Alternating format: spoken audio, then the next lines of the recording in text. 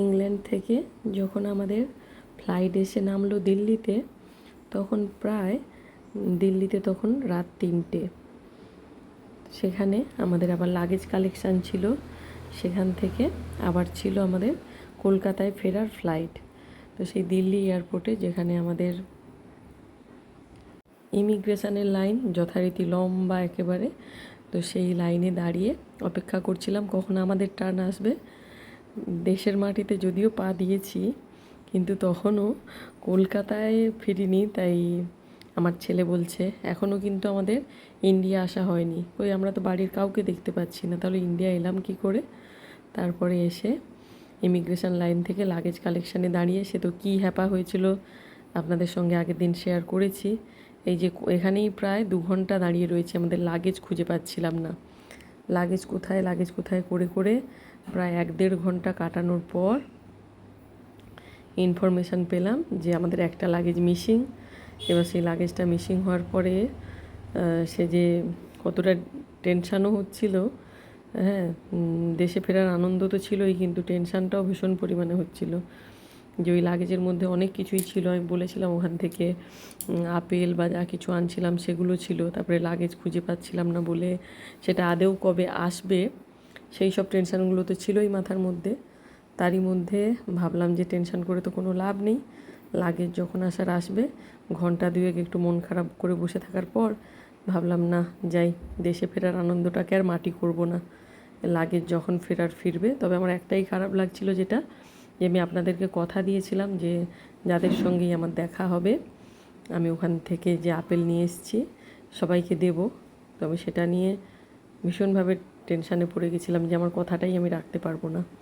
তো আপেলগুলো যতদিনে এসে পৌঁছবে আদেও যে কী অবস্থায় থাকবে সে একটা ব্যাপার, হ্যাঁ, সেটাও মাথার মধ্যে সমানে ঘুরছিল। এরম করে সময় তো কেটেই যাচ্ছিল। ভাবলাম এবার দেশে ফেরার তো টাইম হয়েই গেছে। এই যে দেখুন এরোপ্লেনটাকে কীরকম একটা ছোট্ট গাড়িতে করে টেনে টেনে নিয়ে যাওয়া হচ্ছে এয়ারপোর্টের মধ্যে। এরকম দেখতে দেখতে আমাদের কলকাতা ফেরার ফ্লাইটেরও টাইম হয়ে গেল। দিল্লি থেকে যেটা আমাদের টাইম ছিল 3:30, ওটাও মোটামুটি ওই 4টে 4:30 বেজে গেছিলো ফ্লাইটটা ছাড়তে। কারণ ওয়েদার খারাপ ছিল, অনেক কিছু ছিল, তো সেগুলো ঠিকঠাক করে ছাড়তে একটু লেট হয়ে গেছিলো। ওখান থেকে প্রায় ঘন্টাখানিক বা ঘন্টা 2 লেট ছিল ফ্লাইটটা। কিন্তু যখন দেশে ফিরলাম, মানে কলকাতায় যখন ফিরলাম আর কি, তখন তো দিনের আলো ফুটেই গেছিলো। আর সেই যে কলকাতার এয়ারপোর্টে নামছি, সেই যে অনুভূতিটা, সেটা কখনোই মনে হয় ভাষায় বোঝানো কোনোভাবেই সম্ভব নয়।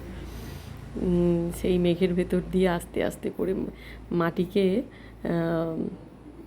যে সেই নেমে আসার মুহূর্তটা, ঘরগুলো ছোট্ট ছোট্ট দেশলাই কাঠি থেকে অনেকটা বড়, তাদের রঙগুলো দেখতে পাচ্ছি, তাদেরকে জাস্ট কিছুক্ষণ পরেই ঘরের মানুষগুলোকে দেখতে পাবো। সেই যে অনুভূতিটা, উফ, এর থেকে শান্তি আর কোনো কিছুতে বোধহয় নেই। পৃথিবীর কোনো জায়গায় বেড়াতে গিয়ে এমন শান্তি হয় না বোধহয়। তারপরে আমাদের ফ্লাইট যেখানে নামলো ওখানে আবার ছিল টার্মিনালটা অনেক দূরে ছিল, ফলে ফ্লাইট থেকে নেমে আমাদেরকে এখানে বাস সার্ভিস দেওয়া হয়েছিল আমাদের টার্মিনালে পৌঁছানোর জন্য। তো ওখানে নেমে বাসে উঠে ফাইনালি আমরা আমাদের গেটের দিকে এগোচ্ছি।